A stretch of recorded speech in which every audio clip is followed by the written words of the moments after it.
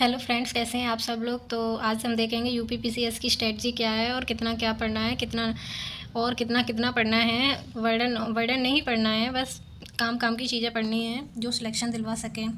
बाकी ज्ञान बाद में समेट लेंगे, ज्ञानी नहीं बनना है, सिर्फ सिलेक्शन लेना है। तो आइए हम स्टार्ट करते हैं।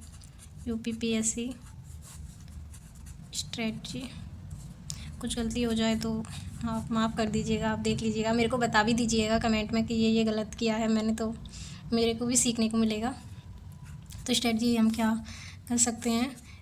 पेपर अपना है 6 दिसंबर को, तो 6 दिसंबर, तो अभी जुलाई, अगस्त, सितंबर, अक्टूबर, नवंबर, तो जुलाई में लगभग आधा मंथ तो निकल ही चुका है। फिर अगस्त है, फिर रक्षाबंधन आ जाएगा। तो हम मान सकते हैं कि हमारे 15 दिन तो ऐसे ही वेस्ट हो ही जाएंगे। 10 से 15 दिन इन 5 महीनों में हम कर ही देते हैं, तो 10 से 15 दिन ऐसे ही वेस्ट हो जाएंगे।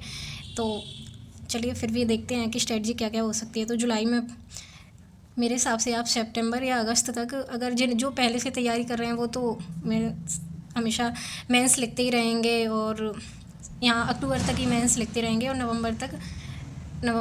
नवंबर में जाके कर लेंगे अपनी जो भी प्रीलिम्स का जितना भी है उतना टेस्ट सीरीज़ वगैरह लगा के। और लेकिन अब हम बिगनर के लिए बात करते हैं, तो बिगनर अपने पास 5 मंथ हैं, 5 मंथ रख लीजिए, जिसमें से जुलाई लगभग आधा निकल चुका है।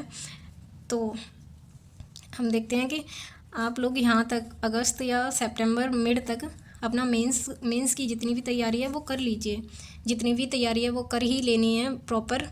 उसके बाद हम देखेंगे कि सितंबर, अक्टूबर, नवंबर, तो सितंबर और अक्टूबर में पूरा जितना भी रिवाइज है प्रीलिम्स का, जितना भी फैक्ट है, सारा कुछ रट लेना है, एकदम एकदम रट लेना है अक्टूबर तक। फिर उसके बाद नवंबर में टेस्ट सीरीज आपको लगानी है। तो कितने पेपर आप, वो तो आपके ऊपर डिपेंड करता है। आप चाहो तो 50 पेपर तो लगभग लगा ही लेने हैं। तो डेली के 2 पेपर भी लगाओगे या 1 पेपर भी लगाओगे, तो 1 पेपर में तो नहीं हो पाएगा, लेकिन डेली के 2 पेपर लगाओगे 30 पेपर मेरे हिसाब से काफ़ी सफिशियंट होंगे। लेकिन मन नहीं मानता है तो 50 पेपर आप लगाओगे भी, तो डेली का 2 पेपर लगाओगे तो चीज़ें बार बार वही रिपीट होंगी, तो वो याद भी होंगी। 50 टेस्ट लगा लेने हैं। फिर उसका एक्सप्लेनेशन पढ़ना है। एक्सप्लेनेशन में वही पढ़ना है जो हमें नहीं आ रहा है, उसको हाईलाइट कर लेना है या फिर अलग से लिख लेना है, वही रिवाइज करना है। बाकी जब आपके टेस्ट लग जाए नवंबर तक, तो फिर लास्ट में दिसंबर में 6 तारीख को है, तो 4 तक आप पढ़ोगे, तो वही 4-5 दिन आपको 4 से 5 दिन आपको पूरा प्रॉपर रिवीजन करना है। सिर्फ रिवीजन करना है, बाकी कुछ नहीं करना है, ओनली रिवीजन। अब हम देख सकते हैं कि जुलाई तक हम क्या क्या अगस्त या मिड सितंबर, अगस्त तक हम क्या क्या कर सकते हैं। तो आप एथिक्स अपना पूरा कंपाइलेशन, आप एथिक्स को अपना तैयार कर लीजिए। इसमें ज़्यादा टाइम नहीं लगता है, आप एथिक्स आराम से कर सकते हैं। ऐसे एथिक्स ये दोनों तो आराम से हो जाएंगे, तो आपके यहाँ से ही 2 पेपर तैयार हो गए। और हिंदी तो आप GS2, इसमें CSET में भी पूछेंगे तो वहाँ से हिंदी आपकी तैयार हो जाएगी। और उसके बाद यूपी स्पेशल पूछेंगे तो यूपी स्पेशल भी आपका तैयारी हो जाएगा।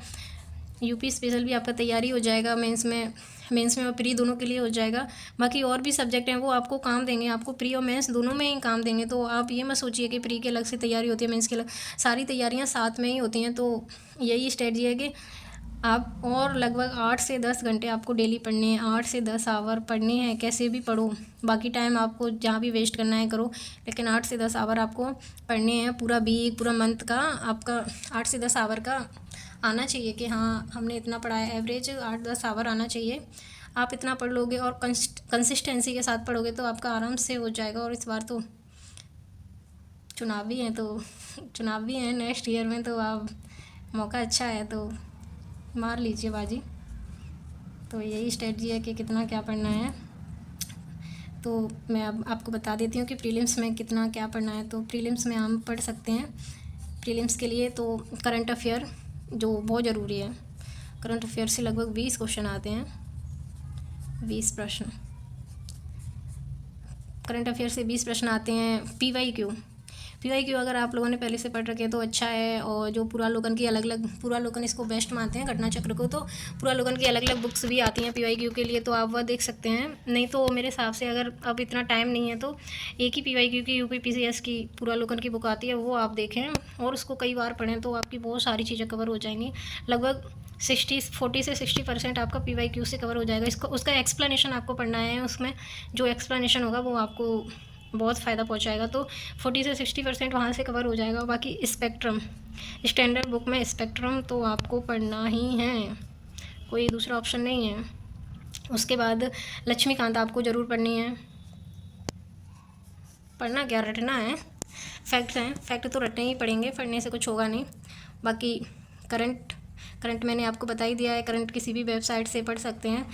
मैं तो दृष्टि का थोड़ा बहुत पढ़ लिया है, बाकी मैं वेबसाइट वगैरह से पढ़ती रहती हूँ। तो आप ये नहीं सोचिएगा कि मैं दृष्टि का प्रचार कर रही हूँ, मैंने वहाँ से पढ़ा है इसलिए बता रही हूँ। आप लोग जहाँ से आपको अच्छा लगे वहाँ से पढ़ सकते हैं। काफ़ी सारे यूट्यूब चैनल हैं जहाँ पे UPPCS के लिए करंट पढ़ाते हैं। बस भटकना नहीं है, कोई एक ही पकड़ लेना है, क्योंकि इतना टाइम नहीं है ना कि जगह जगह जाके चेक करो। जब एक ही पकड़ लोगे तो कुछ ना कुछ तो मिलेगा ही, ऐसा नहीं है। और करंट लगभग सबका समान ही रहता है, कुछ थोड़ा बहुत 1-8% का फ़र्क पड़ता है। तो अपन को तो याद होना चाहिए, इतना एकदम कंटेंट जमा नहीं करना है, याद करना है कम, लेकिन पूरा याद होना चाहिए। उसके बाद साइंस बहुत ज़रूरी है, साइंस में बायो तो पढ़ना ही है। उसके बाद जियोग्राफ़ी, वो भी बहुत ज़रूरी है। ज्योग्राफ़ी में पूरा इंडियन ज्योग्राफ़ी इधर ज़्यादा पूछते हैं, तो आप उस पर फोकस कर सकते हैं, इंडियन ज्योग्राफ़ी पे। बाकी पढ़ना दोनों है, मैं मना नहीं कर रही हूँ कि एक ही पढ़नी है, दोनों पढ़नी है, लेकिन इंडियन पे आप ज़्यादा फोकस रहें। यूपी से रिलेटेड के कौन सी नदियाँ हैं, कौन से रामसर साइट हैं, कौन सा क्या है, कौन सा बायोस्फीयर रिजर्व है, कौन सा कितने नेशनल पार्क हैं, कितने वाइल्ड लाइफ सेंचुरी हैं, कितने टाइगर रिजर्व हैं। तो नेशनल पार्क तो एक ही है, आप लोगों को पता ही होगा, दुधवा नेशनल पार्क ही है। तो यही सब। बाकी इकोनॉमी, पॉलिटी हो गया, हिस्ट्री आ जाएगा, ये पॉलिटी आ जाएगा, ये साइंस, ये ज्योग्राफी, इकोनॉमी, इन्वायरमेंट। तो ये सारी चीज़ें आपको पढ़नी है, एकदम अच्छे तरीके से पढ़नी है। तो प्रीलिम्स में इतना ही पढ़ना है। और टेस्ट ये याद रखना है आपको कि